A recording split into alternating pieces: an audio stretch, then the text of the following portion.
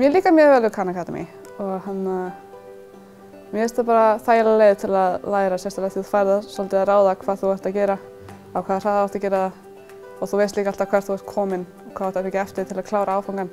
Þetta er sett upp í challenges, þar sem þú veist, og hvert náttúrulega fókusar á eitthvað eitt atriði, hvert challenge og þú ferð bara í eitthvað challenge og þú veist, þá kemur bara upp dæmi og ef þú kannt það þá náttúrulega bara reiknar dæmið og farið rétt og þá veit Khan bara þú veist að hann kann þetta og þá þarf hann ekkert að vera eitthvað að pressa þig mikið að gera það.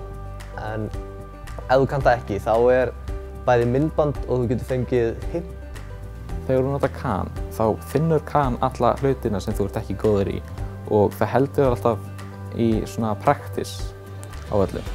Alltaf vikufresti þarftu að taka hlutina aftur til að passa og gleymir honum ekki.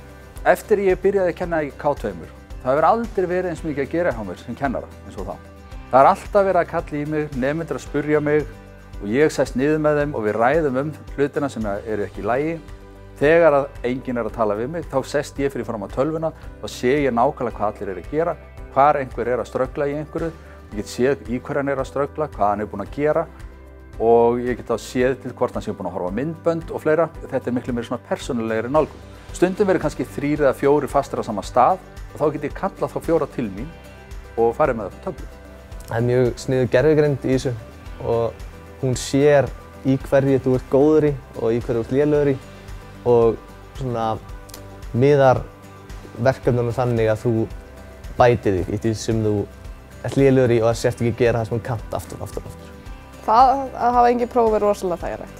Nánast allt er bara verkefnavinna og símat sem persónulega henta mér mjög vel.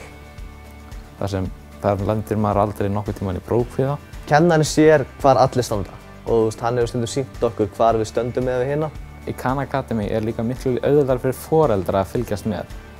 Þannig að þú ert ekki að fara að sleppa eitthvað fram hjá þeim eða þú ert að reyna að sleppa einhver efni. Nemendur geta unnið þetta algjörlega á sínu hraða.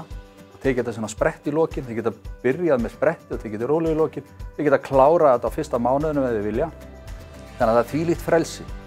Eina töflukennslan sem það er þegar maður er að aðstoða þá sem maður sér að eru fastir. Maður sér það mitt í Khan hverjir eru fastir og hvar þeir eru fastir og hvað þeir hafa gert og hvers konar dæmi þeir hafa gert vitlaust. Það sem Khan hefur fram yfir aðra vendikennslu, síður allavega, er þessi strúktúr utanum sem er alltaf í stanslausri þróun.